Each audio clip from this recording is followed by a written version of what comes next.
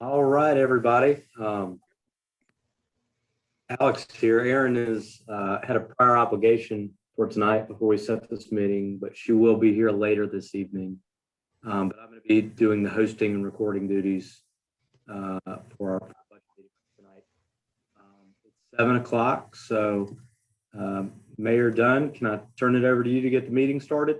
Yeah, I was looking to see who is David here?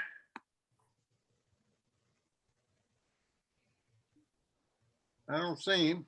Yes, yeah. There was one mayor that David was going to have to miss because of golf. Was this the one? Might have I been. can't remember. Must have been. Or maybe arriving late. I think he said he might be late to one of the meetings. Let me text him a minute. I talked to David earlier, and I believe he had indicated he would be here. He just may be 1 or 2 minutes late because of golf. Well, it was a beautiful day to play. Mm-hmm.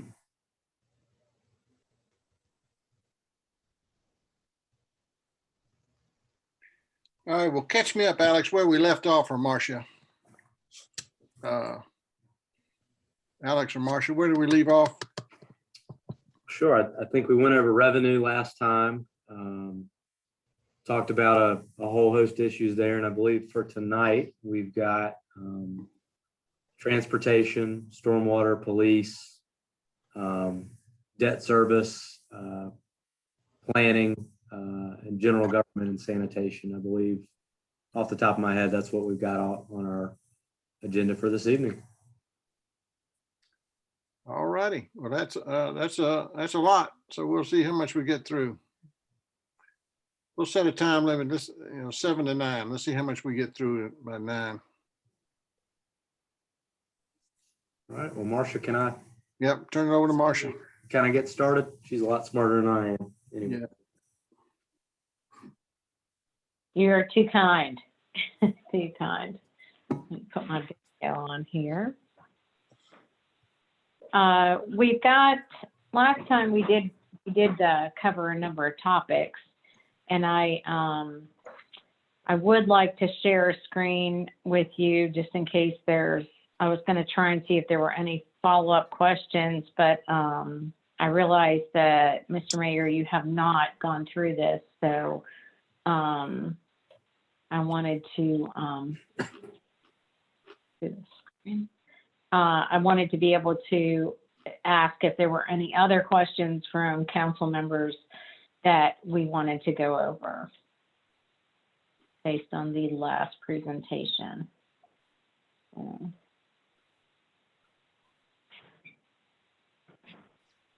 I don't hear any other questions.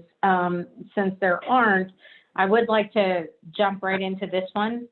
We did leave off with the last thing that we covered, I guess, was this here. It was mainly revenue based. So now we're going into more of the departmental expenses and seeing what they were last year, what their projections were, and possibly any expenditures that they're projecting throughout the year. So with that said, I'll be happy to go through each one, but Chief Franks is here and he knows his budget inside out. So I am going to let him guide me, tell me which slide he wants to be on, and hand it over to him.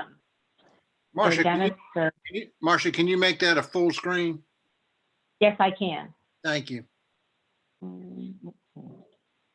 Better? Yes, ma'am. Okay.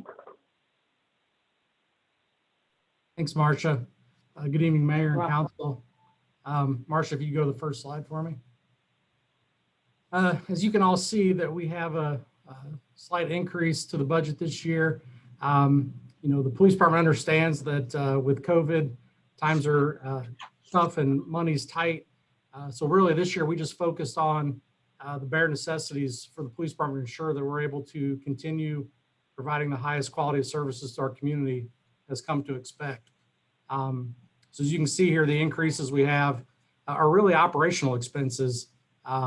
We're scheduled for 3 vehicles to be replaced.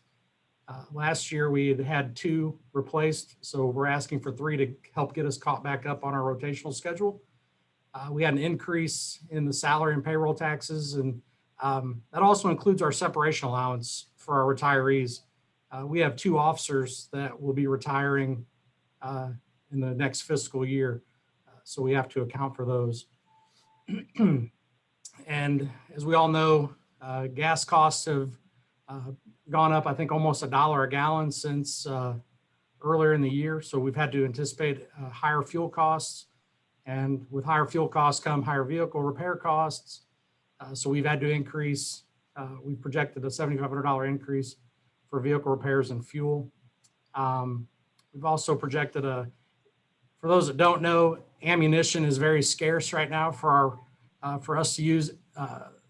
The stock of ammunition is so tight that the state has recommended that police departments that use a 50-round qualification course drop down to the 30-round qualification course just to conserve ammunition. So there's a number of reasons for the ammunition shortage, but some, COVID was one reason. Copper shortages, potential federal legislation has caused ammunition to just skyrocket and go through the roof. So we're expecting an increase so we can maintain our stock of ammunition. And then down here, you'll see that a $2,500 budget for our 2 officers that are attached to the Southtowns SRT team. That really, that money was moved from 2 other budget lines to create, so we're not asking for additional funds. This is just a way for us to better track the ammunition that our 2 SWAT team members are using in comparison to what the rest of the police department's using. And those are really the costs, the increases that we have projected for next year. We do have a little bit of a savings of almost $57,000 from our capital budget from last year.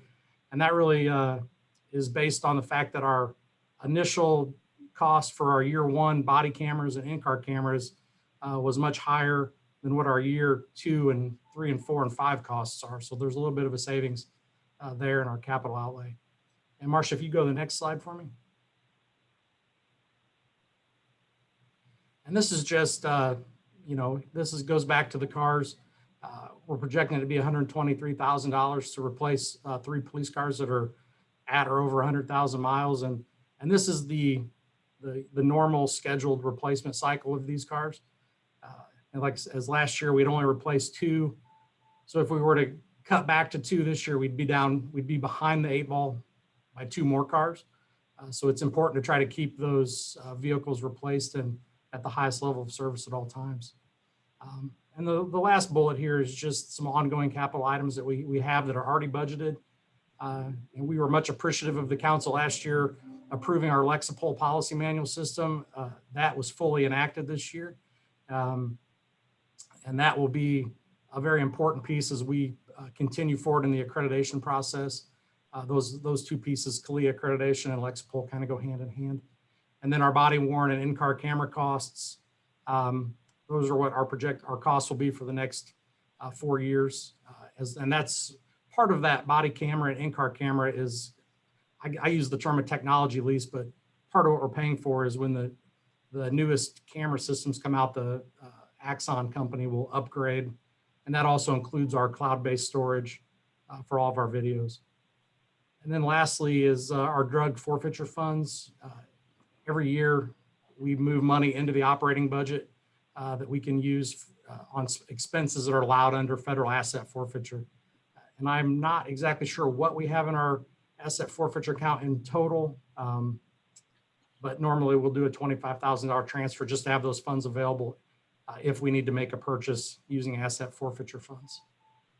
So in essence, most of the things we're asking for this year are just to keep us at a state of operational readiness and just to keep the police department running at full strength so we can continue to provide a high level of services. I'll take any questions from the council if you have any. Marcia, could you go back to the first slide of the police? I just wanted to write one number down. There we go. Chief, this is Brad. Remind me what your workforce is and the 2 retirements that are happening. Will we replace those right away? Yeah, we have a sergeant and another officer Assistant Chief Flynn has decided he's going to retire after 33 years. He just finally told everybody in the department today. Alex and I talked about this morning. But after 33 years, he's decided to retire, and he will be retiring August 1st. And so, yes, and Sergeant Hearn is scheduled to retire September 2nd. And so, yeah, our plan is to replace those as soon as we can. And how that's going to look, we haven't quite figured that out exactly how we're going to make those replacements. Does that answer your question, Councilman Richardson? Yeah, I probably shouldn't have put 2 together, but yeah, just a general reminder for maybe all of us, especially me, just how many officers we have on. Oh, I'm sorry. Yeah. So we have a total of 23 sworn police officers, and then we have 3 civilian employees in the department.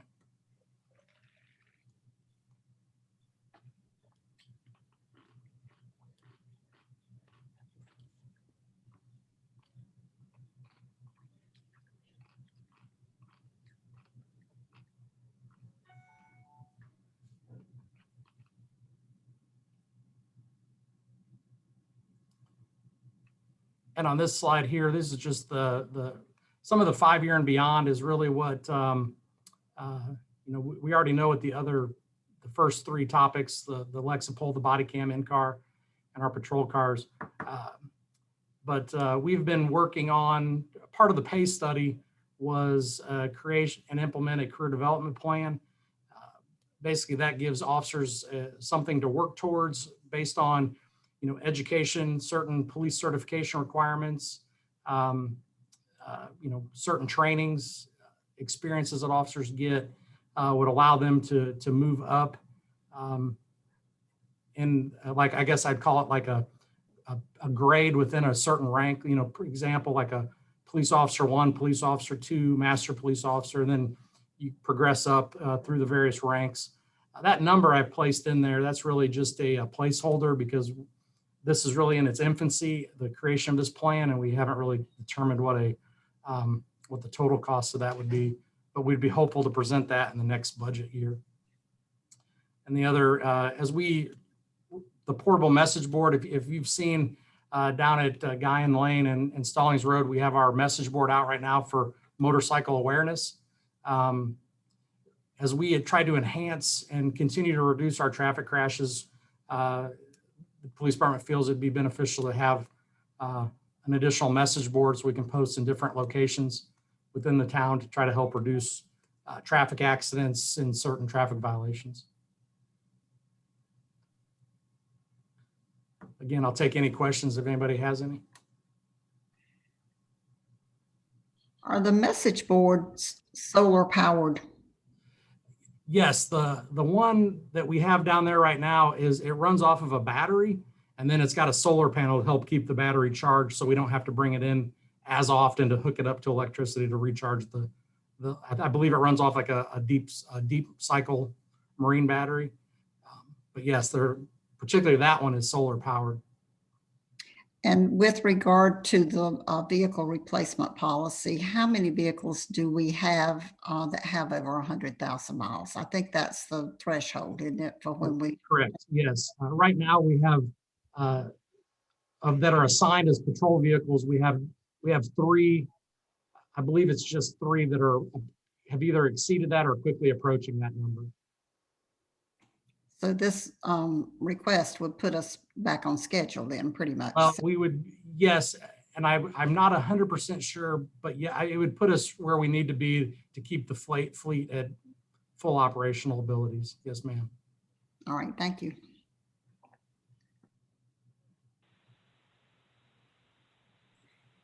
All righty. Any other questions for Chief? Thank you. All right. Thank you, Chief.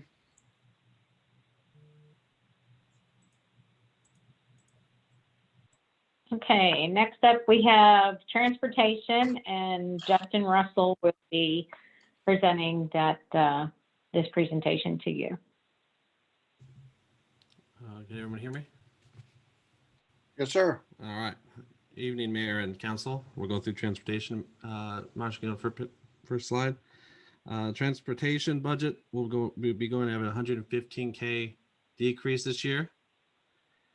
Major cost reductions, as you can see, is the TIA consulting. Since Union County is having issues with sewer capacity, we foresee less construction in the area. The next one is the signage cost reduced. The gateway signage, 70K off of there. And the last one was the POW bill, our sidewalks that we did for Callanwood last year. We asked for a budget amendment to get 33,000 extra to fix all the trip hazards in Callanwood. Some increases this upcoming year, step up pay. The transportation study per council directive is one of their major points they wanted to do. And we see utilities increasing. Any questions on this slide?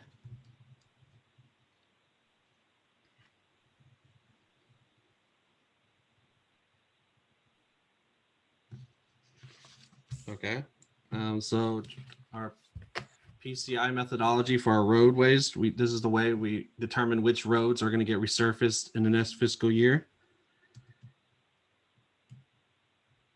It says, as you see in 2017, our lowest was 19. Currently it's 43. With the next fiscal year, we'll be at 47. So we're slowly moving up on our process.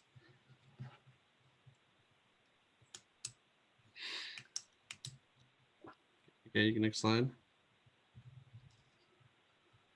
These are the roads slated to be resurfaced this year. Just like I said before, our rating is going up to 47 as the PCI value goes up. We normally, every fiscal year, we do about 0.85 miles per year of resurfacing with the 400,000 that we get from the feds. How many miles is that in? 0.85. It's about 4,500 feet of roadway. So we pave less than 1 mile a year. Yes. Wow. Okay. I didn't realize that. Thank you. Mm-hmm. Any other questions on this slide? Well, I'll go ahead. I think, David, you were there when we met with Shanamara HOA. There was a gentleman there that did 30 plus years with the transportation department in Charlotte. And he was just concerned that we're not spending enough on paving. So obviously, with Stephen's point, we're doing less than a mile a year, and we spent 400,000. And he thought we had like 50 some miles of road. But what's our total road maintenance that we have? I believe I have to look into it, but I believe it's 52 miles. Oh, well, maybe he was right then. So 52 miles. Hey, Justin, Alex, I believe the exact number, and I looked at this recently when we were going over the PCI for last meeting, was 53.25 miles. Or And so 50.23 miles, excuse me. So it would take us 75 years to repave all of Stallings. Perhaps. Well, Justin, may I ask a question? Yeah, David. Wyatt, can I ask a question? Sure. And Wyatt, anybody that drives into Shanamara knows this, if they come in past the golf course, Shanamara Drive in that direction, or Divide Drive in that way. And I've told Chris for 2 or 3 years now that at the very least, since they're not going to repave it, but they at least spray weed killer down the middle line, because it's split down the middle and it grows all the weeds that grow pile in there every summer. How do we rate roads that are more heavily used versus 1, 2, 3, 4, 5 or 6 cul-de-sacs that are not very well used? How's that factored into this?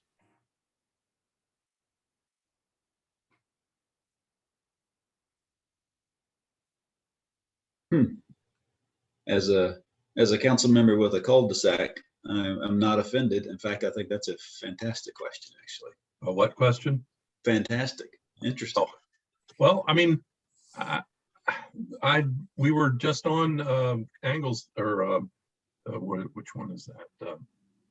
Anglesey, Yeah, we were Anglesey, just whatever. Yeah. wherever it is. We were just on it, and I'm like, golly, Moses, there's nobody on this cul-de-sac. There's nobody. I mean, they get a little bit of use, and sure, they shouldn't be run down into gravel, but at the same time, the divide drive covers, there's only 2 entrances in and out of Shanamara, and that road grows weeds. It's so bad. Every year for the last 2 or 3 years, it grows weeds. So I just want to know how that gets rated. And, you know, I'm sure it's at least in the 50s, maybe, but how does it rate lower than, or worse or better shape than some of these cul-de-sacs? I could look into that. What section of Shanamara is that? It's divide drive all along the golf course, basically at the entrance of Shanamara to where it runs into Shanamara Drive. Alex, you may be able to speak to this, but I know when we first started doing the scoring, Kevin Parker walked every street in the town. I think he wore out several pairs of shoes. And they rated the streets according to the condition as to how bad they were. And then we've had a policy to repair the worst streets each year. And I don't remember exactly what the scale is that determines, I mean, I know it's called the PCI value, but I don't know what the cutoff is. But it's been the impression, at least of what was reported to the Transportation Committee, that we were getting the worst streets and kind of keeping up, but it sounds like we may not be. Going back to Steve's point earlier, you know, the payback on, you know, repaving these cul-de-sacs is somewhere around 100 years for, you know, property taxes versus, you know, cost of maintenance. So why don't we add a third value here and prioritize the roads according to traffic volume, well as their PCI value? Because I completely agree with Dave's point. You know, I've got roads here in Fairfield Plantation that have several hundred cars a day on them, and they're nowhere near being repaved. Okay, so what I'm hearing is the council would like to more heavily weight the volume of traffic on the road. Is that right? Yes, yeah. Yep. I don't begrudge the cul-de-sacs, but I think that in the scheme of things, the roads that handle many more cars need to have a higher weight. Okay. Yep. Let us talk about it internally and see how we might tweak that aspect of that calculation and come back to the board as we get closer. And I don't think it'll change the budget allocation, but it could change the prioritization. The one thing about a cul-de-sac and living on one is when the trash trucks come, I don't know Woodbridge. I'm looking at that Stephen Schultz road named 280 feet. That's got to be a tight cul-de-sac. But in my cul-de-sac, it takes that garbage truck about 6 up and backs for him to make the turn, because he doesn't back in and back out. I think we talked to them about one time, just drive in and not make that series of turns, and where you had to go in frontwards and come out frontwards rather than I know it's probably not as safe, but because it's all mechanized. They have to line the truck up next to the bin. you know, I'm talking about after they pick up the bins, they still doing so you're right about that though. The ones on the, you got to be on the right side, but you know, the cul-de-sac, you know, that might be some of the wear and tears because of the garbage trucks making all the turns.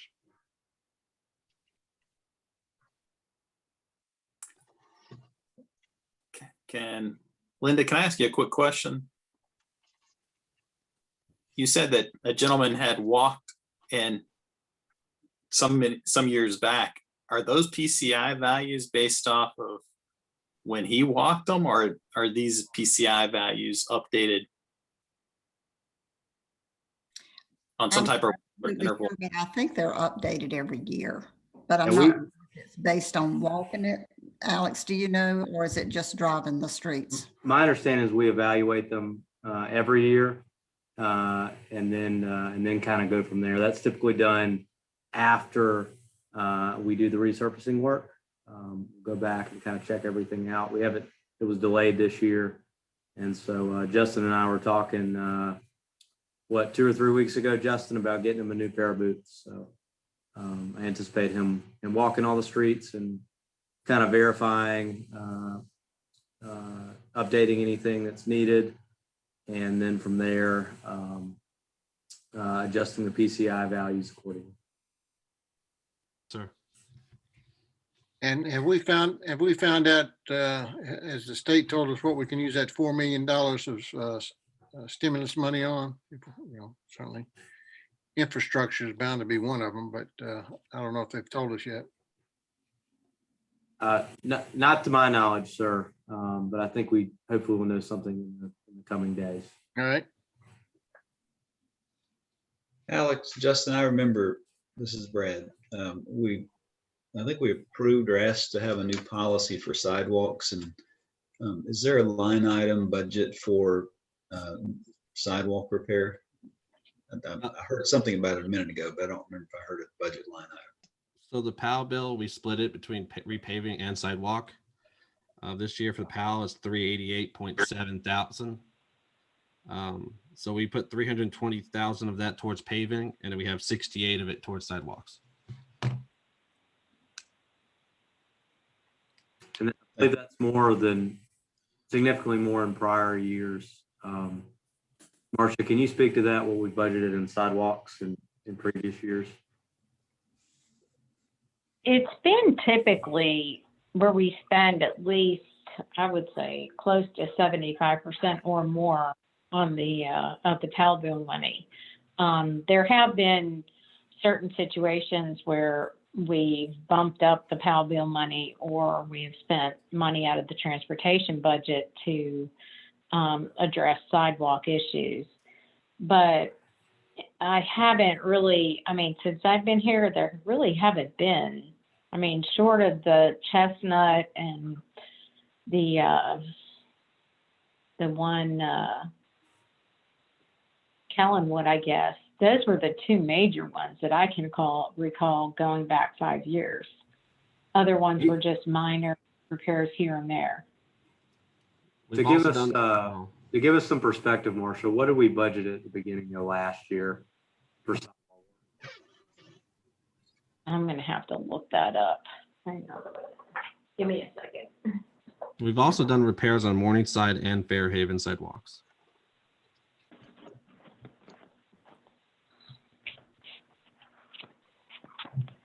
I just have to find the right piece of paper in front of me here.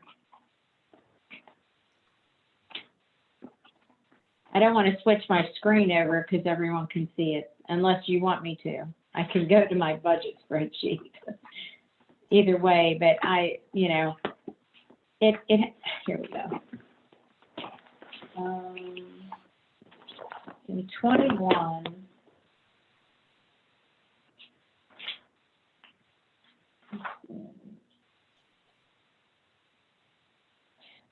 there wasn't anything in the budget for transportation, but there was sidewalk of 113,200 in PAL bill. Now 80,000 of that was considered normal budgeting, and then an additional 33,200 was added this year for the work that we did. So, over and above 80,000 a year, I would think is what. Now this year we reduced it because we thought that we wouldn't be spending quite as much, but it was reduced in PAL bill to 40,000.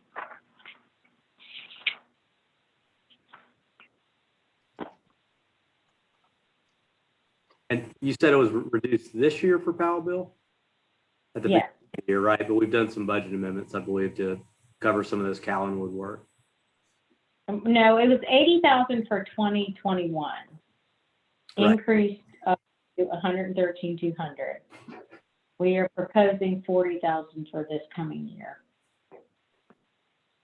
With the thought too that we still have PAL bill funds.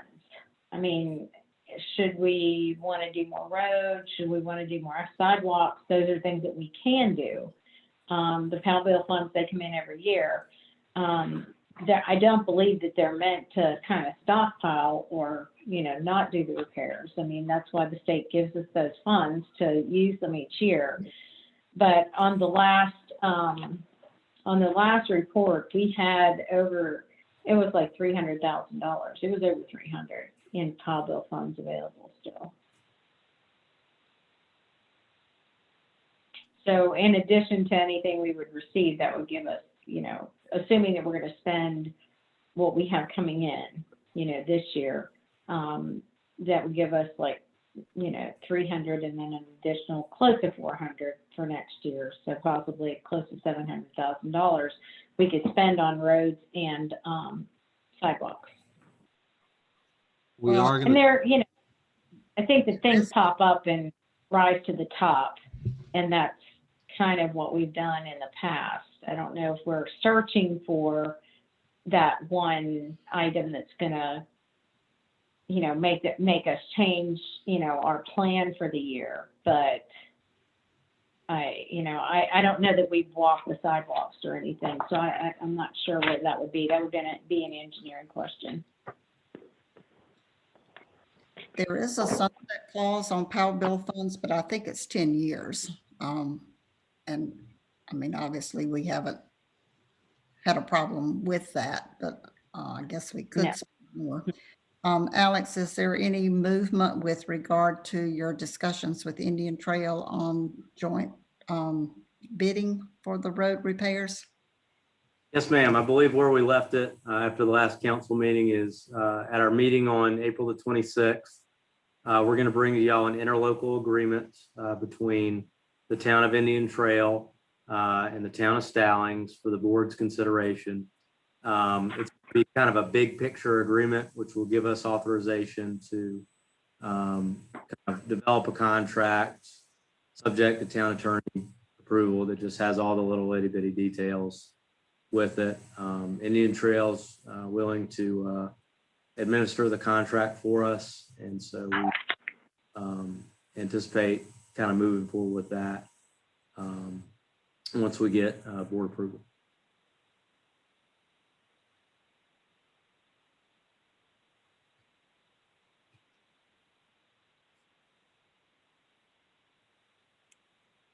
All right, any other questions on this road repair plan? All right, keep moving along. There we go. okay, so notable items, we have the signage for the atrium roundabout, which is unbudgeted currently. Again, we have the master transportation plan to update 25,000, and we can go to Carpo to get a grant to cover the rest if that's what council wants to pursue. And like I said, again, our PAL bill is 388,700 this year.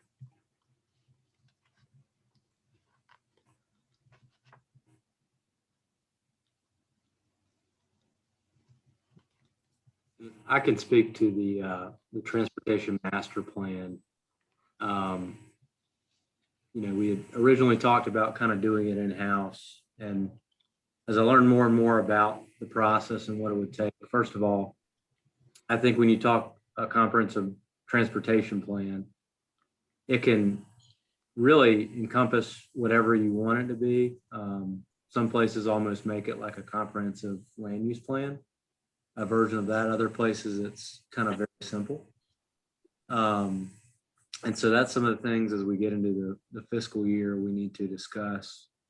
I talked to the Carpo staff and asked them, all right, if we were to start from scratch, what would it cost us to do a pretty decent transportation master plan? Because they see these things all the time through grants. And what they told me was about, you know, $100,000 to $200,000. When I heard that number, I was like, wow, that's a lot more than what we were anticipating doing as far as kind of workload. But I do think there's a good opportunity and good potential for staff to really do it potentially in-house once we get a more permanent town engineer in. I know Lynn and her team have been willing to help out with that process as we kind of move through it. But it would be, probably a really time-intensive process for staff. So really, by putting this $25,000 in there, what I would propose to do here is, one, let's keep our options open. There's an 80% grant we could potentially get from Carpo that would cover the cost of hiring a consultant if we want to kind of update our master plan, or at the same time, potentially doing it in-house and have costs to do. The big, I think, cost driver here is whether the board wants to have a number of kind of public engagement sessions. If you do, that would really kind of drive the cost up. But I don't think we're going to figure that out tonight. I think just putting that $25,000 in there keeps the town's options open for figuring out a way to get an update to our transportation master. How old is the existing master plan, transportation master plan? I believe it's 2000, and let me get back to you on that, David. Okay. This was a board priority to update this. Yeah, but I'm kind of wondering, what is it we're actually updating? Because I don't know what we have now and how old it is and what we can actually control. But I know we need to figure some of this stuff out. So I'm not saying no, I'm just asking a couple questions. Right, sure, and good questions. I'm not positive of this, but I think it was 2010. Oh, And I believe it was done jointly with the town of Matthews. do you remember about what that one cost or how sophisticated it was at that time? I don't. Ballpark? Okay. Well, Alex will find out and let us know. I think that's about right. I had 2011 in my head for some, Close enough. but, Things have changed a bit since then. let me get that information, and I'll follow up.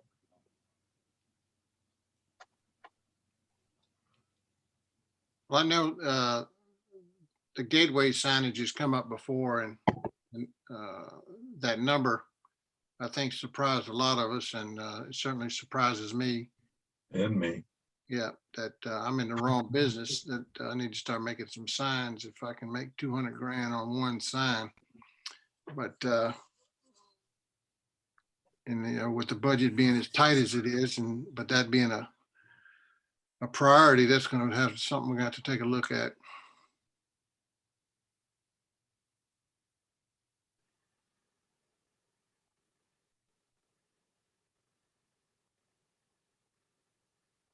Any other questions for Justin or Alex on this?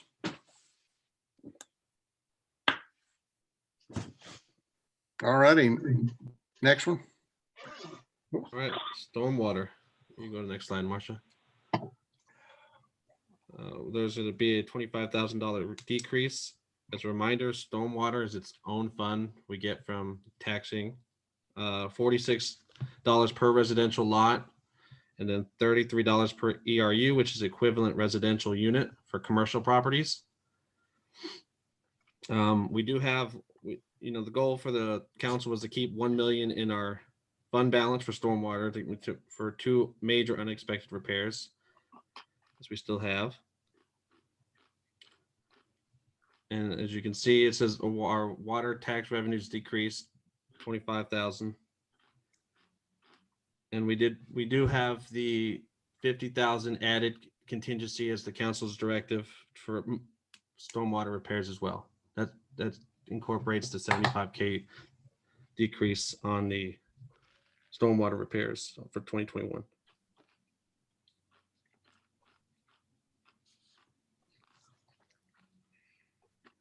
Any questions on this slide? No, we're not on the slide, Justin, but what's the latest on Twin Pines? I know Chris was handling that, but have you picked up the ball on that, or what's the latest in your mind? Got an update on that, Mayor. All right, go ahead. Sure. So, since we last talked, one of the things that the town has told the developer is that they feel like the developer needs to cover a substantial portion of the cost that was originally calculated, which I think was about $80,000 for the repairs that were needed. And since then, what we've been doing is having our interim engineer kind of run the numbers again and determining the specifics of the estimate and the things like that. I think, and so we're kind of working through it at that stage. We might have to do some samples. Well, that was what Bo was recommending, and we hope to have some direction on which way we're going to proceed in the next month. It may be I come to the board and say, hey, these are the options. You know, if there's work that needs to be done to help that area that's outside of our easement, how do we want to handle that? Does the town want to cover that? Do we want to ask the property owners to do that? Is the developer responsible? But I think right now we're kind of fine tuning the work that needs to be done and the cost estimate needs to be done and getting on the same page as the developer. But Brad, have the residents reached out to you complaining or anything, wanting to, any updates? Residents, yeah, Alex has done a good job, Mayor, of keeping them in the loop. I do think there's a growing sense of impatience. I think they know Chris is no longer with us. That might have signaled a delay. The last note I think I saw, I wasn't the only one on the list, but it was, we'd like to get something done sooner than later. So I think patience is wearing thin. So Alex, that would be my only concern, is that as we cost analyze this and bring in new staff and talk to the developer about the bond, I think at some point they get a little bit less patient every day. John might have heard some things as well, but yeah. Nothing more than what you've heard. So, Yeah, I agree. I guess, you know, one of the charges that I've given our team is I want to try to do it right. And I think the reality of kind of figuring out how to do it right is it's going to take a little bit of time. I think, you know, having a transition, this role, having a new set of eyes on this is maybe raising some issues that we didn't think about the first time around. And so we've asked our team to kind of prioritize this. It's been a priority. I think the reality is it's going to take a little bit of time to kind of work through and figure out if we're going to kind of do it right. So I want to kind of set that expectation there. I think we could go in there and do something pretty quickly, but I'm not sure it would last. So my goal is to get it done as quick as possible, but also kind of to get it done right as well. I don't want to have to go back in there if we don't have to. I know nobody does, so I know the residents do. So, you know, when I've certainly talked to them, and I've been in fairly regular communication with a number of them. I think they understand that at the same level. At the same time, I think they're frustrated. You know, it's taken this long, but I guess it is what it is at this point. Just trying to be honest with y'all about kind of what's going on and kind of the time it's going to take. So I think in the next 6 weeks, we'll have a better idea of kind of the time frame moving forward.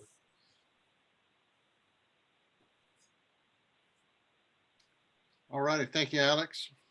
Any question, Mayor, Councilman Richardson? I want to make sure if there's any other feedback y'all have for me on that one. I want to make sure we're adequately addressing it.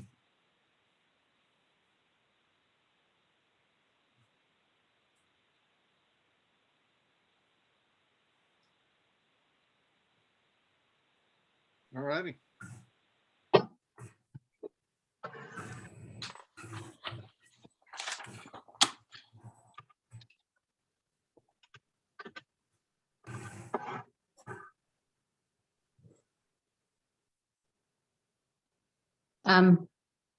I guess we can just go to the next slide. Are you ready to? Planning and zoning, sure. Thanks, Marcia. Good evening, everybody. Our budget this year in planning and zoning is actually increasing by about 3.68%. The majority of that increase is coming from an increase in salaries. A lot of that has to do with the new planning tech that we have and the experience that he brings to the town. So his salary was a bit higher than our previous planning techs. We also have a little bit of an increase in computer related expenses. We have some new iWork software that is what we use for permitting. They're also currently handling our online payments as well. This is new software. It's working really well for us.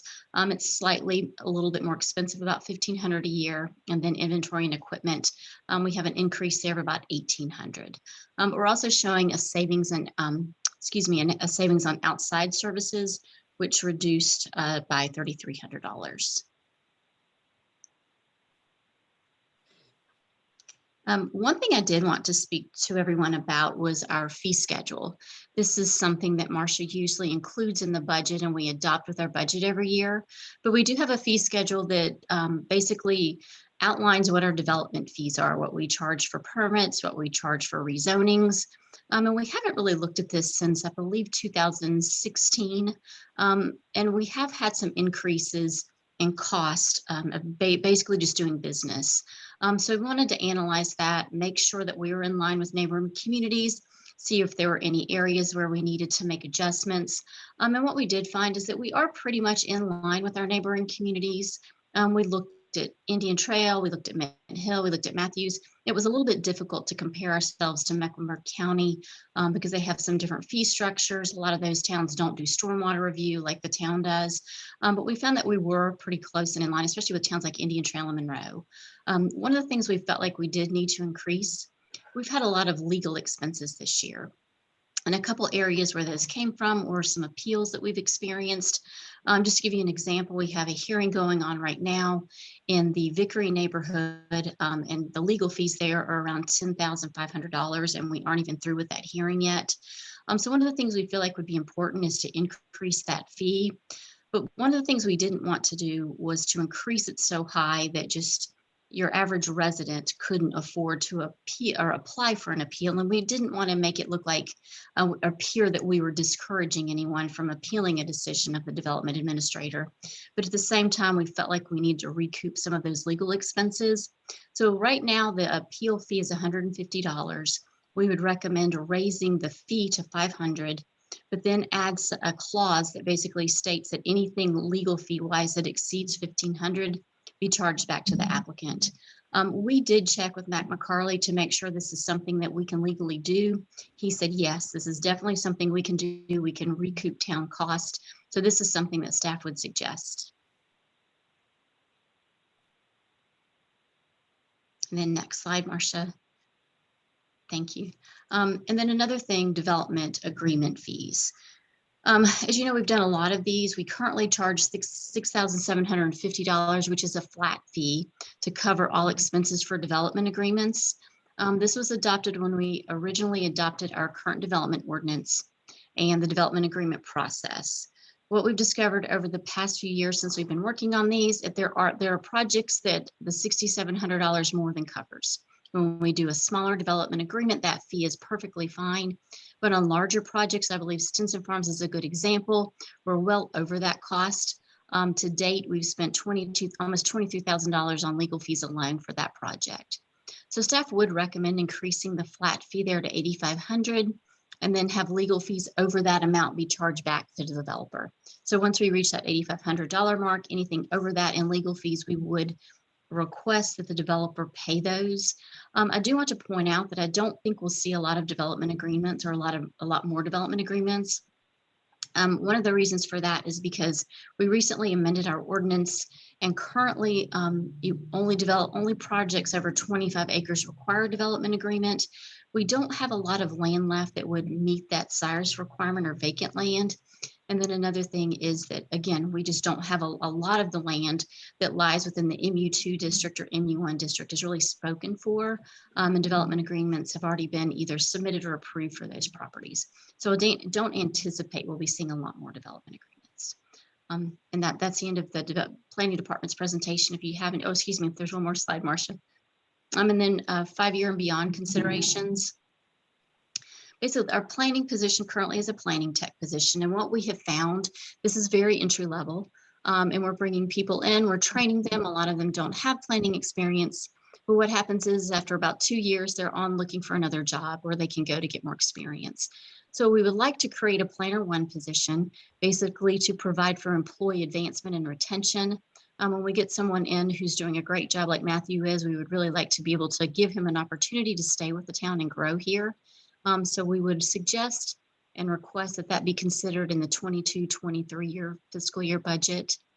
As you know, we adopted our comprehensive land use plan in 2017. So we're looking at that we're coming up to the 5-year mark for when that plan was adopted. And it's always a good idea for towns to take a look at that plan, make sure that the goals that were established there are still in line with town goals. And that's something we feel like is important that we keep on top of to make sure that we're moving in the right direction. So we would like the council to consider doing that in 23-24. And then just from a equipment perspective, code enforcement, we do have a truck that she uses daily. She puts a lot of miles on that as she travels the town doing her code enforcement job. It's a little over 5 years old and it's showing some wear and tear. So we would be requesting that that potentially be replaced in 2025. And that is the end of my presentation. If you guys have any questions about any of this information, I'm glad to answer those.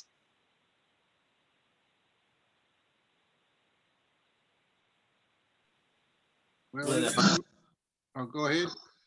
Sorry. The Archie Wright, for example, the legal fees going up. What are those legal fees for? Just out of curiosity, because I mean, I could see where, I mean, that could get cost prohibitive for a number of our residents, depending on what the situation is. I'm just kind of curious what's kind of, for using the Archie Wright example, if you don't mind.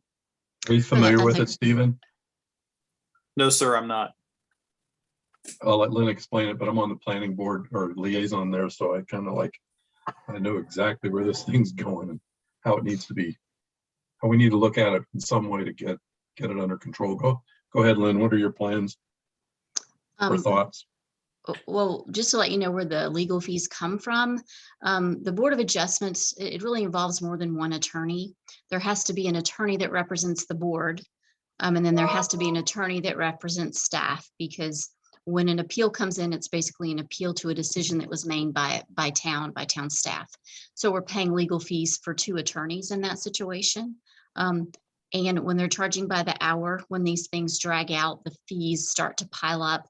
And it's not just meeting fees, but they have prep work they do before the meetings. For instance, staff meets, our attorney is doing research, gathering background information, asking questions to prepare for the case. It's very much like a trial, and a court trial, where the board is acting as the jury. So that's how those legal fees do really start to pile up. And Mr. Wright's case has, it's really been lengthy. We've had 2 hearings that have gone for very long. And because of COVID, it's gotten stalled. But we anticipate there could be as many as 2 to 3 more meetings with that. We hope not. Mr. Wright has attained his own attorney, which will help. I think when an applicant is trying to represent themselves, it gets very difficult, because the Board of Adjustment attorney, they can ask for certain things. They can, like I said, it's just like being in a court of law. So that's how those fees, stack up very quickly. Right. Look, I'm just not familiar with that situation. So, all right.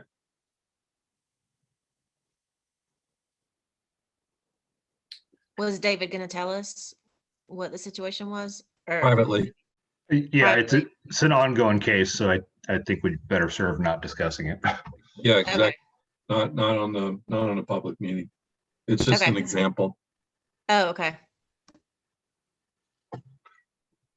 Is Well, it- a bit of reality here. My first job as a planner one in 1980 for the city of Newton, I made $15,000 in 1980. So I should have waited a little longer.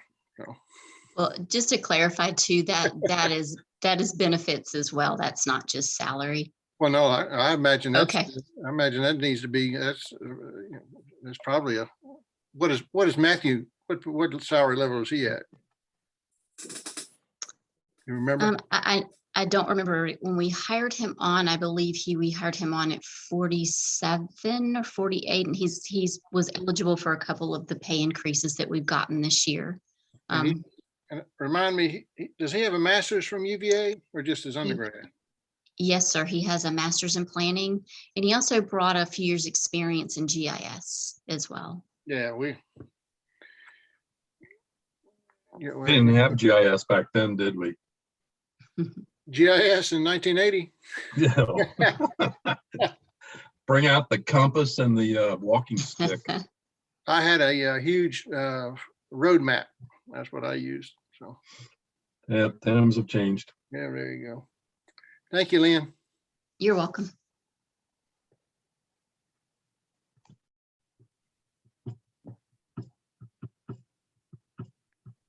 Okay, the next one is debt service, and that's actually me. As you know, we've made 2 payments on the debt at this point. We made one of last year in March 1st of $291,800. We made another this year, so we are making it on paying off our debt, our note for the new town hall and public works building. Monthly interest payments for the next year are $6,711 for 8 of the months, and then $5,872 for the following months, to be $77,200. So really, those two added together, the $77,200 plus the $291,800 is the only thing we really have budgeted for that. This portion of it, the bottom portion, is actually we did a general fund appropriation in the budget to pay for that. While I would love to have enough in contingency and leftover revenue this year to be able to pay them both, we had planned in the very beginning that that's what we would do, and that's what we've done for this year as well. I think that is the only slide on that. Do I have any questions? Well, just one that is just basic math, I guess. I remember you saying the last budget meeting, Marcia, this is Brad, I'm sorry, that our investment account has been changed. They stopped doing one, they lumped everything into another. These, I don't know exactly what you said, but the interest rates are almost nothing now. So I'm wondering what our monthly interest payment is on this. What's the rate? And is there any sense that because our investments are earning nothing, because they're probably more fixed income, could we do something different by advance paying some of this debt? I believe there's a 3-year requirement by the bank with no prepayment penalty that we keep this debt for 3 years. So to pay it off now, we would be paying a prepayment penalty. That doesn't mean that after this next fiscal year that we couldn't do that. You know, we could see how much fund balance we have, and would it make sense to go ahead and just pay the rest of the principal. With that being said, our interest, the interest is at I think it's 3.45%, and I don't have that on the top of, I mean, that's thinking off the top of my head, and I will verify that with you. I just have to look that That's in paperwork. Yeah, the prepayment penalty answers the question. Exactly, though. But what we're being paid on the funds that we have invested, it's only probably around 0.5%, if that, a year. I mean, it's really so bad right now. I really feel like we need to try and get something better, but there really isn't there aren't many options when you're investing town funds. So I guess that's something we can look at over the next year, try and see if there's something else that we can get into, because even the bank fees, PNC bank fees, we're getting charged a monthly. It used to be when I first started, as long as we kept about $1.5 million in the PNC bank account, we could cover all of the bank fees for the different checking accounts that we had with PNC Bank. Now, this past month, we had, it was 2.8 million in there, and it was well over, I think it was right around 2.5 million at the beginning of the month for the month of March. And we were still charged a $400 and some odd dollar analysis fee from PNC. So it's just not the investment companies. I think it's a little bit of everyone.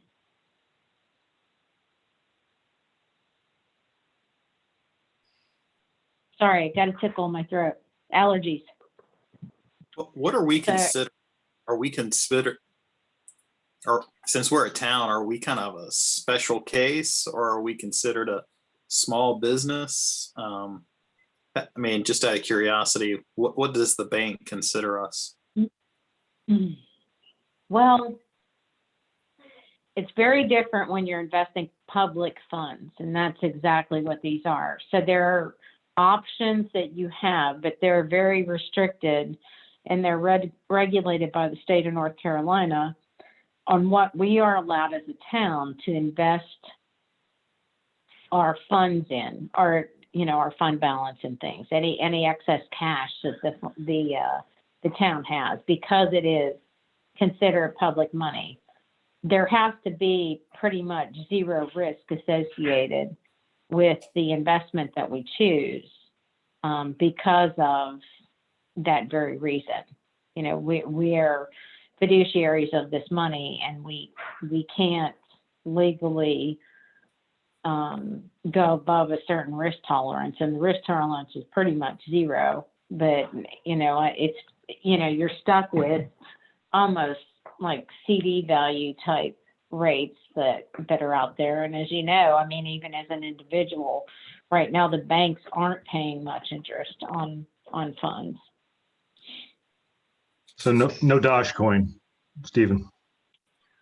No. No No, lottery no. tickets. No. Can we land bank? I mean, can we invest in real estate? You can, yes, you Interesting. can. I mean, it's not like a speculative type thing where, there has to be some purpose, but I mean, just for example, some of the properties we've been looking at, we could pay cash for them and take it out of fund balance. And at that point, you could possibly, if you had other needs for cash, use that land as collateral to borrow money for other things that you would like to do.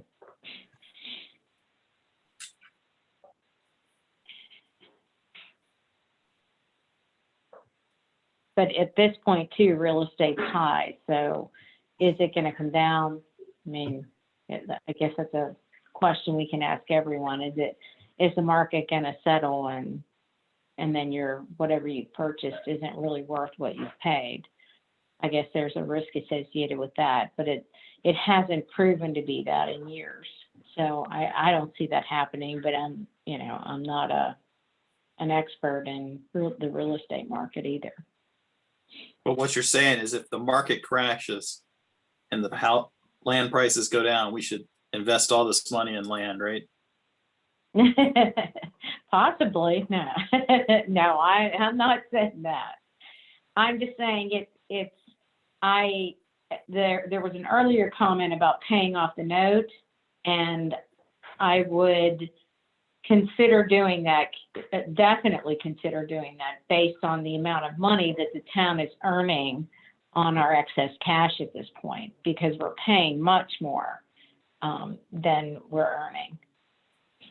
Now, you know, like I said, 2 years ago it was great. We were earning in excess of $120,000 a year on the excess cash we had. And it's not near, you know, we didn't have the levels. We were probably a couple $1 million less than we are right now in total. But the town was still able to, you know, get about $120,000 of investment income. But now it's not good. I mean, we're getting very, very little. And when I say that, when you consider what we're paying PNC for our monthly analysis charge on the checking accounts and what we're getting in from the North Carolina Trust, it is a positive number, but not by much. Would it, Is it covering fees? Yes. would it behoove us to go to a different bank? Maybe one that's purely online. They tend to have less fees and even provide better interest rates. I think it's something to consider for next year.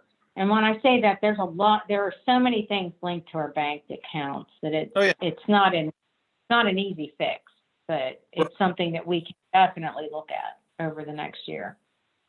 Yeah, I was just throwing it out there as kind of a food for thought. Mm-hmm.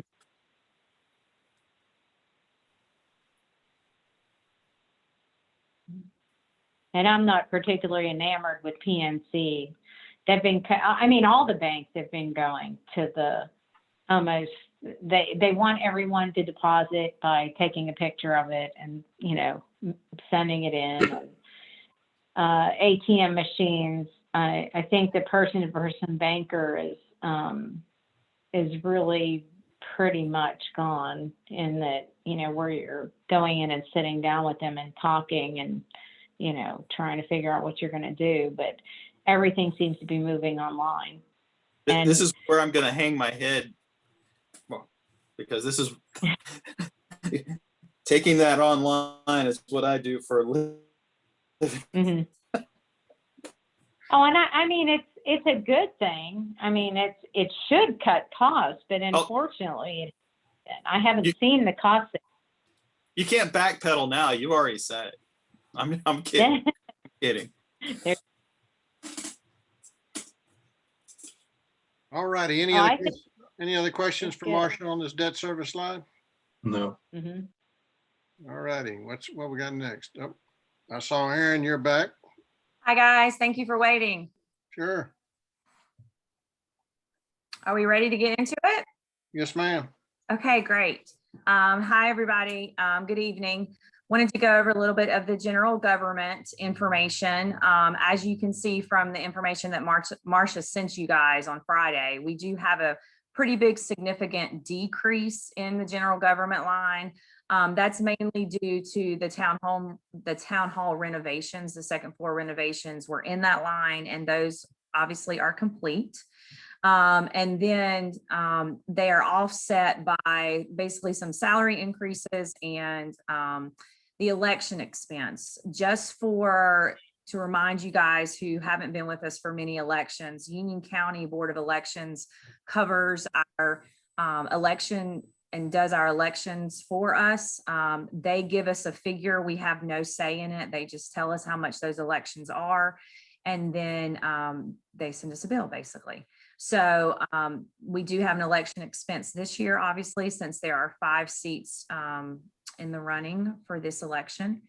And then the virtual office, CompuNet World has done that for us free of charge as a part of their contract with us, their monthly services anyway, so we don't have a charge there. So this slide is pretty self-explanatory, but I'll be happy to answer any questions if you guys have that about the general government budget.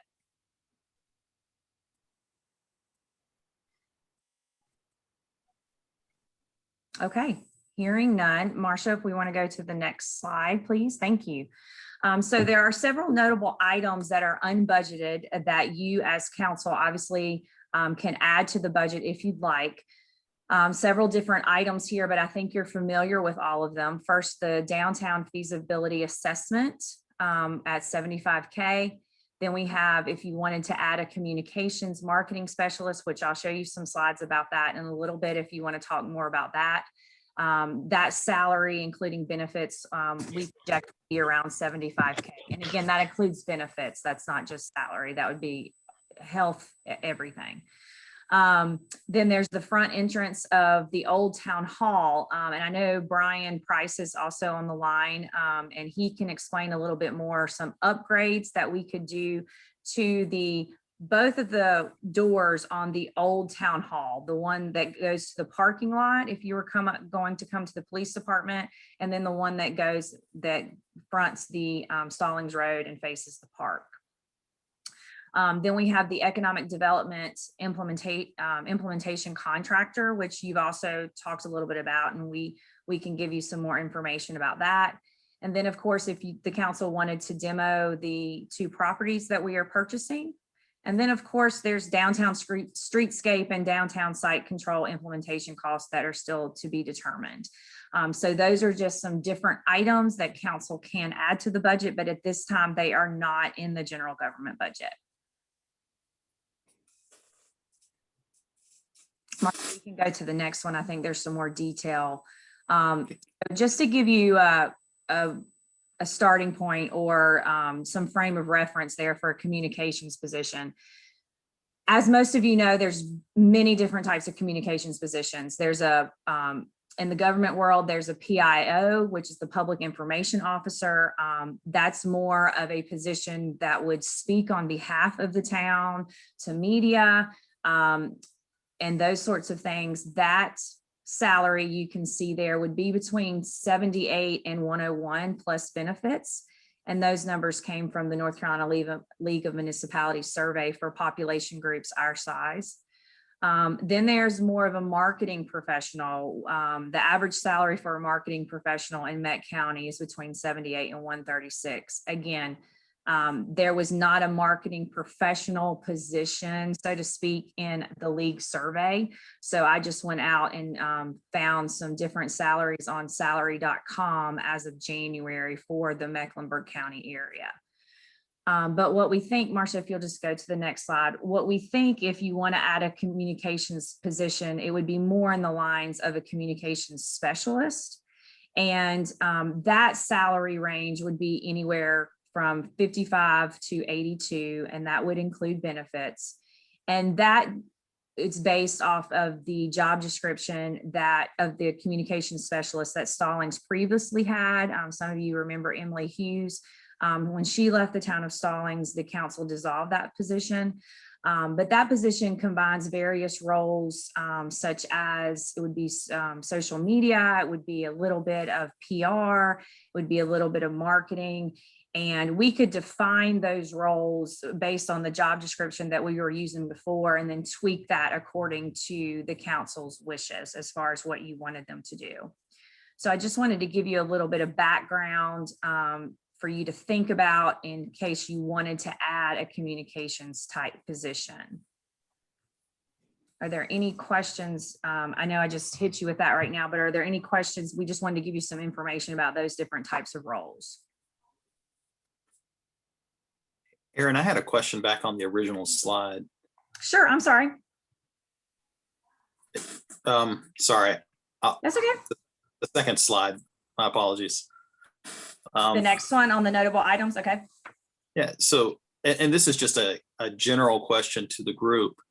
Based on the conversation that we had with DFI, is it potential that DFI for phase 1 could be equivalent to our economic development implementation contractor?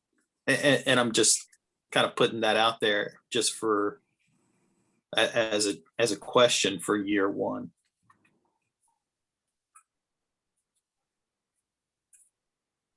I can help with that perhaps, Aaron, if you want.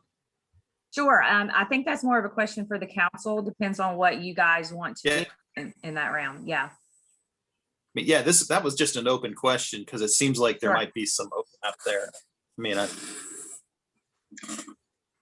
This is Brad. When I think about that fourth one down, the 20,000, I think of a couple of things we talked about in the economic development plan. One, I immediately leap over to Chris Platte's office and his idea of having someone working in his office linked to the town, and this might be part of a salary for Western Union County. So don't hold me to that, but that comes to mind.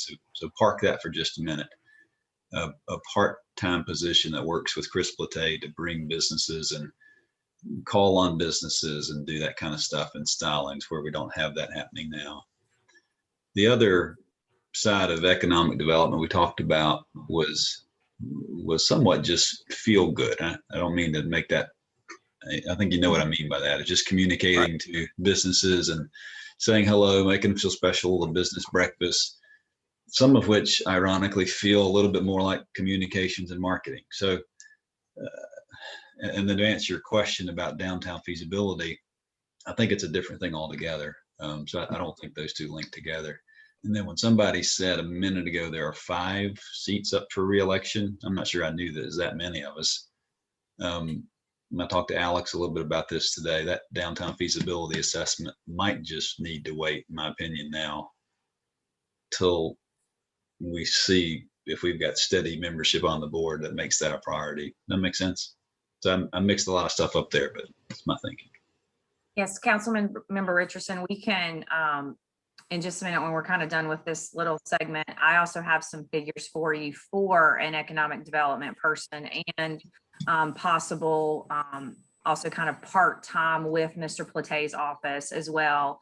There have been internal conversations, you know, if the council wanted, you could hire somebody who did both, you know, some communications, some economic development. Thank you, Marcia. So this was just showing you a true economic development director. And this is according again to the North Carolina League of Municipalities salary survey for towns our size, is going to run you between 83 and 120. And that is a full-time economic development director. I don't think anyone on our staff is advocating for that, but we just kind of wanted to let you know that's a full-time director. Marcia, go to the next one. However, I have had conversations, and so is Alex, with Chris Platte with the Union County Economic Development Department. And if we share a position with the county and Waxhaw, that would put approximately 10 hours a week devoted to Stallings for specific ED. And that would be a cost of approximately $18,800 per year. It says list of duties attached. I can send that to you guys. Chris Platte and I have kind of outlined what we think those duties would be for 10 hours a week for someone in that position, if you're interested to go that route. So I definitely can send you that specific list. Chris helped us mold that list, first of all, as an ED professional, and what we would need as Stallings specifically in basically this startup time for us. So I just wanted to, that just kind of expands on your comments, Mr. Richardson, about that type of professional being added.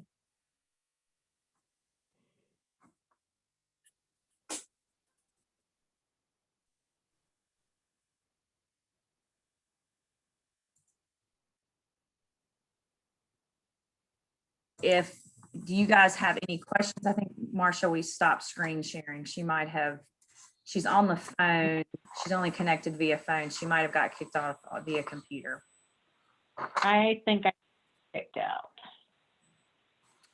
Let me see if I can get back in. But I didn't know, you know, are there any other discussions that you want to have right now? I know this is all very preliminary conversations about adding those sorts of positions. But I can definitely send the council, if you'd like, the previous communications specialist job description, and as well as, I'm going to call it a job description, but the duties that would be assigned to an ED person with the county, shared with the county and with Waxhaw for 10 hours a week, if that's something that you're interested in. I recommend sending it out, Aaron, myself. Okay, I'd be happy to. Yep. Might as well have all the information. Sure. Can I ask a quick question? Sure, Dave. Excuse me for changing the subject, but roughly how much longer are we meeting tonight? I I told them 7 to 9, but That's fine. I think we're moving along pretty good pace here. I'm gonna put my earphone in and walk away from the phone, but I'll be listening. All right. Mr. Mayor, can I ask Brad a question? Sure. Hey, so I guess after us meeting with DFI last week, I guess my kind of thoughts had actually kind of tilted in the opposite direction, to actually supporting working with DFI. So I'm kind of surprised to hear that what you said, Brad. So, I mean, is it more of a concern about just the fact that we could change priorities? Is that Yeah. where your comment? Oh yeah, that's it. I still love the idea of having DFI on board. I think because remember phase 2, in my thinking, phase 2 was identification of a development partner, which I think is critical, and it really can't happen until they get familiar with our town. My only comment was, and I think I made it the other night too, is that one of the biggest risks in any long-term downtown project development is change of leadership. And I mentioned that on the phone the other night, and then have thought about it some more. And then with 5 of us up for reelection, you know, if you happen to have 1 or 2 of us replaced with some folks who don't support downtown, then we really wasted some money, I think, if we start spending it. So my only thought was and we can still put it in the budget. I mean, Alex and I mentioned that today. It feels like it needs to be unanimous. Anything this big, which is expensive, time consuming, it's going to take a lot of community support to direct some resources to a downtown. Feels like it needs to have a fairly good consensus from all of us. And if 1 or 2 of us change positions, then we're 4 years of really not getting anything done. That makes sense?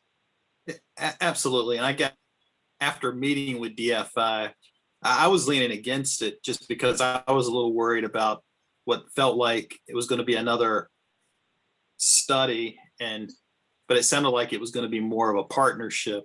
And my concern was they were going to come in, do a study, and walk away. With a partnership, it felt more conducive to potentially spending that money and knowing that they're going to be with us throughout the process instead of just dropping off some deliverables and then stepping away. So I guess my opinion had actually flopped after having the discussion with them. So I was kind of surprised to hear that maybe your decision, I mean, your position had flopped also or changed. No, So I think my opinion would be I would still support the contract. It might just be budget for it.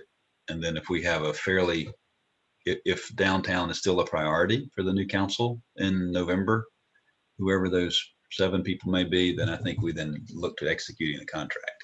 If we don't, then we have to step back and say, well, we may not want to execute the $70,000 and just reallocate it. Does that make sense? yeah. Does anybody else have Thanks, thoughts on that? Because that's just, I think Alex and I talked today. We think, Alex, I'll put words in your mouth. We really think to do something as big as a downtown, 1 or 2 council members who aren't supporters of it. And I don't think we have that now, but we might have that in November, December. You just don't know. Well, and that was part Yes, of my reservation initially, is that the timing is just not right. And I was thinking in part about the election, but also about some other factors that you didn't really agree with. But I do think, as I said before, I think there'll definitely be some change to the council. And I think we should let the new council make that decision so that there is at least 4 years of support, hopefully, if that's the route the decision goes.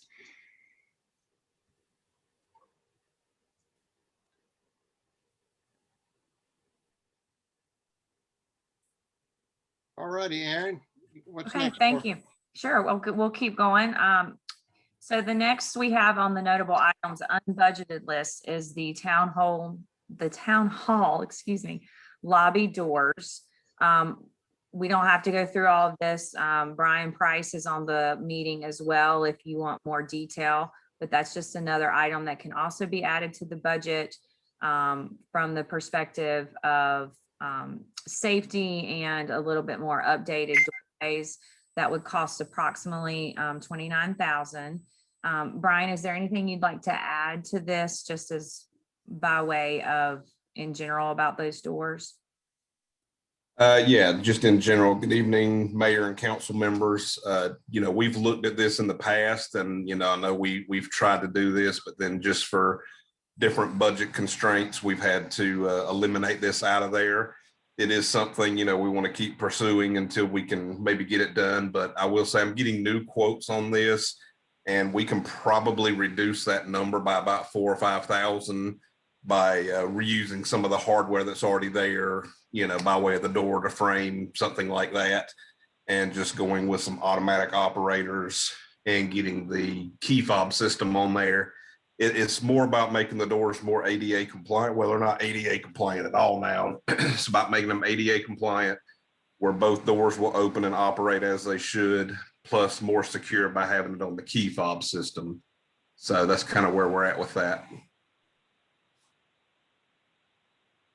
How were you able to kick off a major remodel of the building, but not make the front door and back doors ADA compliant? Yeah, I'm still scratching my head on that one too.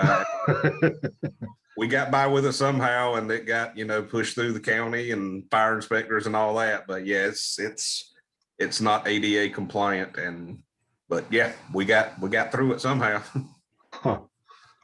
And Brian touched on it a little bit, but the other main component is also from the key fob system. We have all our other doors on a key fob lock system. These are your basic keys. So we're hoping to maybe eliminate those keys so everyone there's not different keys floating around, and Brian can very easily deactivate a key fob if it gets lost or it gets stolen, something like that. Yeah. Absolutely. Yeah, just the doors as they stand right now, they're not very secure. Just a Thanks, Brian. curiosity question. What is the Paxton access? That is the key fob system. Yes, Mayor Pro Tem Paxton, our key system is called the Paxton access. So if you look at all of our little key fob access, they all say Paxton on them. Okay, has nothing to do with me. Okay, perfect. Thank you, Brian. Marcia, if we can go to the next one. Thank you. Some of you guys may remember, but per our procedure policies, every 2 years, we are asked to relook at some of our main service contracts in legal, IT, and janitor services. I just wanted to let you know that I have done that again this year. These are all current figures from surrounding towns. We just rebid our janitorial services back in September of 2020. And then you can see there the IT services contracts with the other towns in our area. So I just wanted to do due diligence and do that for you guys. But as you can see, we still remain very competitive with our legal, IT, and janitor contracts. Does anyone have any questions about this slide? Did we happen to get a refund back from or any prorated for the website issues that we had earlier this year? We will, yes, sir. Now that is not in our IT services. We have a separate website provider. These IT services is CompuNet World. The website host is a separate issue. But yes, are working on that is a part of the contract that we should get a rebate on those months that it was down. Yes, sir.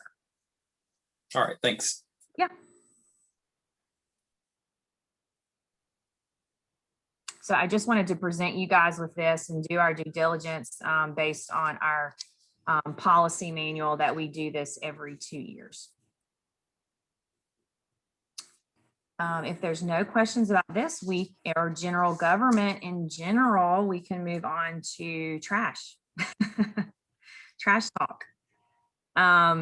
we can go ahead and go to the next budget, Marcia. Thank you. So for sanitation this year, it's pretty cut and dry. We have about a 3% increase, and that includes the CPI increase that we have per our contract for recycling and additional house counts that we project. I mean, we don't have a specific number for additional house counts, but we project a certain increase of 3%. And the rest of the items on here, just to remind you that back in 2018, we renegotiated a contract with Waste Management that reduced our per household account by 65 cents per household. Our contract does include a one-time budget pickup service this spring, which happens to be next week for you guys. That's on Facebook. I hope you've seen that. And then as of March 2021, our house count was at 6,080, and our contract with Waste Management ends June 30th, 2023. I just wanted to provide you that information. I know that's something that we always, we seem to forget since we don't really talk about this contract very much. But the $30,000 increase is really just the CPI increase and some additional funds in there to allow for additional house counts.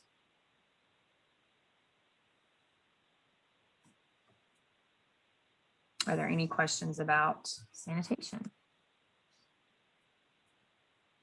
Are we getting a lot of complaints still? I myself have not received many. I know thanks to Mr. Martin, we had a very productive meeting. What do you say, Mr. Martin, about a year ago or so now? Actually, probably more than a year. Yeah. That was very productive, and we have been able to fix our problem areas, so to speak. There seemed to be a couple of areas that we kept having repeat issues. I work closely with Tim Fadul and Pat Austin, and if there ever is an issue, they usually text me right away, and we try to take care of that. But I encourage anyone who does have, if you do have any issues, please let me know, and we'll be happy to speak with Tim right away about that. Excuse me, does their app have a, I have the app, I've just never fiddled with it, but does it have a way to file a complaint live? Yep. Yes, Yeah, sir, right. it does. Yes, sir, it does. Maybe And we should- also, I'm sorry, go ahead.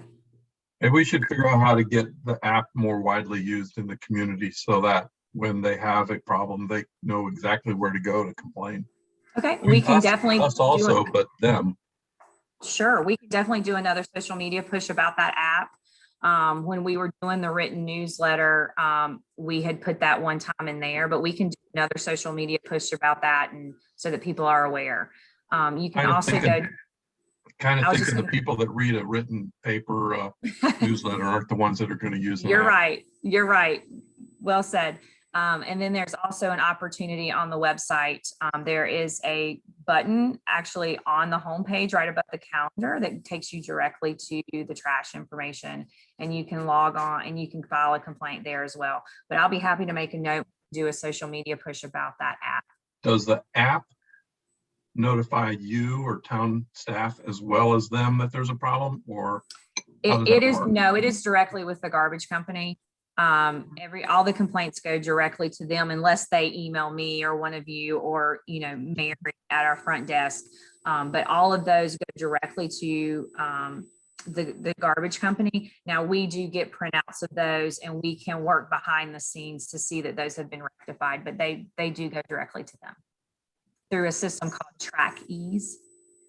And we know access. How do we know when they've had a violation or a complaint that's worthy of a penalty? Well, we are notified if the citizen calls us, if it's not fixed by contacting them, the citizen will call us, and then we can place fines accordingly. We do that. Mary McCall sends those out for us if we have a violation. That is a standard report that we can send you anytime that you'd like, so that you can see when there's been any violations. All right, thank you. You're welcome.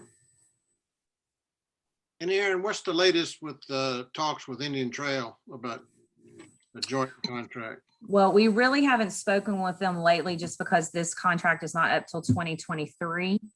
But we can definitely start having those conversations in the next few years. All righty.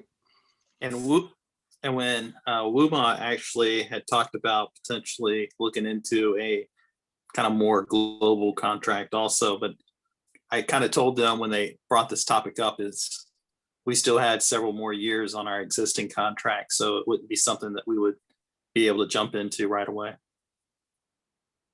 Correct. And while I think it's very important to do combined contracts if we can get a better rate, we also want to make sure we have the same level of service and we can get attention, get the attention we need when there are issues. So I would want to make sure that those types of things are part of the contract as well.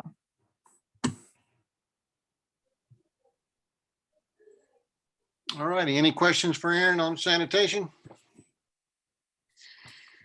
All right, what's next then? That is all I have. I'll turn it back over to Alex and Marcia. All right, thank you, Aaron. Thank you, Aaron. I believe that's all we had scheduled for today, actually. All righty, I know Marcia asked about questions on revenue early on. Did anybody have any questions about that? As the meeting went on? What I'd recommend also, rather than let's talk about it at the end, if you have comments about tonight's session, send them to, put them in writing and send them out, and so we can address them next week or at our next budget session, and rather than have them all at one time at the end. So that's what I'd recommend. Did you want to look at this schedule for the next meeting and see what we were going to be covering on that session, or? Sure. Give you an idea. Okay. If we look at it, we removed that, the meeting for the 26th. I know that meeting is going to be very, very, very busy. I think, am I sharing? I got to share my screen. Yeah, we don't see it. Okay. And while she's pulling that up, she just mentioned not having a meeting on the 26th. We won't have a budget meeting on the 26th, but Mayor, I believe you and Alex have scheduled a DOT meeting on the 26th at about 30. That's correct. Okay. So we did pull that off. And if you look, the last two topics we have are Park and Rec and Public Works. We want to review the notable items, and those are those items that at the end of each presentation, I think you saw that everyone had or each of the departments had mentioned things that weren't in the budget that possibly could be added for this year. But I think until we really have that revenue review meeting, we're not going to, while we had one in the beginning, there has to be another really discussion on revenue based on the revenue neutral rate that was calculated for the town. So as soon as we really nail that rate down, then we can kind of back into some of the notable items and the capital project funds. Capital project funds are going to be, that's mainly, it's only one, that's Potter Road, Pleasant Plains. And I think that everyone knows we're still gathering information on that one. And then the CMIIP, that's really going through and looking at what the plans are for the next 5 years and consolidating that based on what the presentations each of the departments gave you. So this next meeting, I see it being one that's really going to have a lot packed into it. I'm glad that it's not on a regular meeting night, because I think that we'll have a lot of things to talk about and try and get nailed. I mean, get those things settled so that we can kind of do a final review at that next meeting, the fourth meeting. So, but I see it, everything seems to be going smooth unless, there's other questions that we're not getting now, but I can see this, going smoothly and being able to get done in a time for the June date. Alrighty, any general questions for Alex, Marcia, or Aaron, or Lynn, or any of the staff? Mr. Mayor, if I can, just one question for that Sure. April 26th meeting. That's with DOT. I mean, when we talked about that meeting here on our last town council, we talked about having a public comment section. Since that's a special meeting, I mean, that doesn't sound like it will have a public comment section. And I had already communicated out that to folks that we would be inviting DOT to a future meeting and they would be able to speak.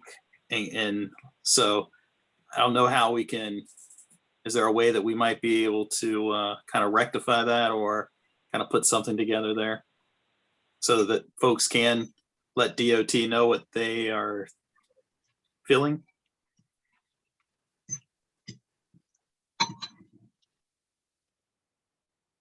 Yeah, hey, Steve and Alex, it'd be completely up to the board if you wanted to allocate some of that time to public comment. So it's completely up to Yeah, I mean, you. I mean, it's a Zoom meeting, and so if the rest of the council has no objections, yeah, we can set aside a few minutes on, certainly on, make some comment, just like we do in a regular meeting. Okay.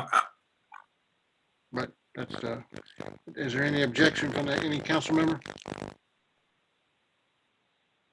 I don't object, but I won't be able to make it. All right, where y'all playing? Old Sycamore. Yeah, Old Sycamore, then, well, we have 3 in a row next week and then the regular season is over. You need to play the Warrior. I'd love to play. I'd love to play where the state finals is. Where's that? Pinehurst 2. All righty, well, Stephen, certainly keep your advertisement and line people up. You know, I'm sure they're all going to say the same thing. They want to know why 3P is not being completed. So I'm sure.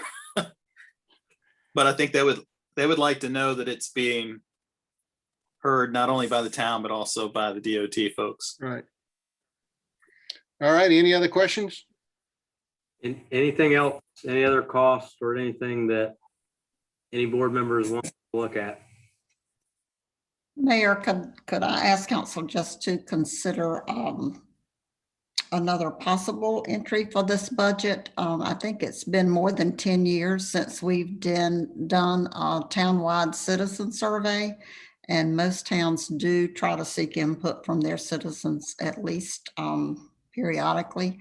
So I don't know how much it would cost to do that. I think the last time we did one probably was at least 10 years ago. But that's something that I think would be beneficial to have citizen input in broad general format.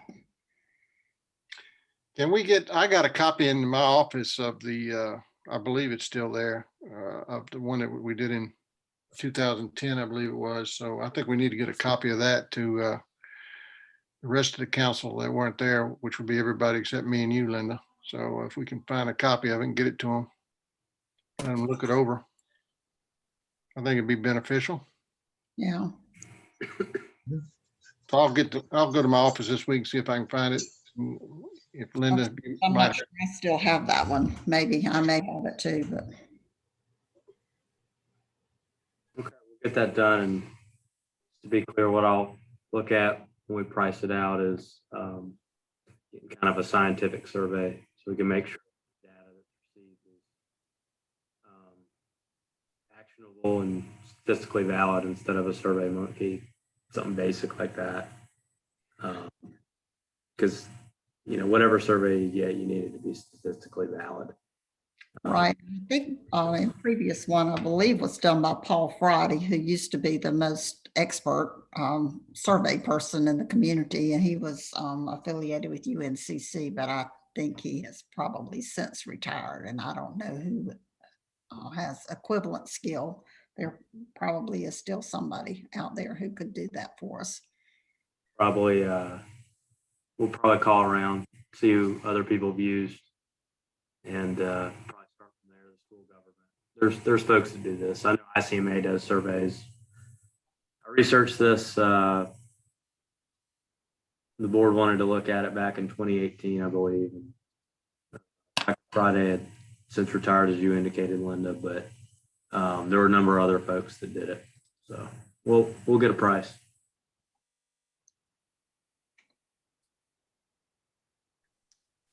All righty. Anything else? All righty. Thanks for everybody's time, input. Staff, thank you all very much for all the work and detailed information you provided. So y'all have any questions or comments, just like I said, certainly send them in now rather than wait until the end is what my recommendation would be. So. Mayor, is it all right if I just kind of read over the action items? Sure. I want to make sure I didn't miss anything. So first thing here, road resurfacing work, interested in getting in greater weighting volume of traffic on roads, prioritize those roads over cul-de-sacs. The date the transportation master plan was adopted. Twin Pines are a concern at the speed and request to prioritize the work. Possible to get that done. ED position, send out the job duties to council. Social media push for the using the trash contractor app. Add an actual public comment portion of the special April 26, 2021. Consider doing another, get some costs for doing another statistically valid citizen survey. And I've got a note here to provide a copy of the last citizen survey to the council. Mayor, I found one real quick on my computer, so I can send that out, I think, so you don't have to go hunting. Oh, you found the one? It was on your computer? Yes, sir. I've got an electronic copy. It looks like dated July 2011. So. All right.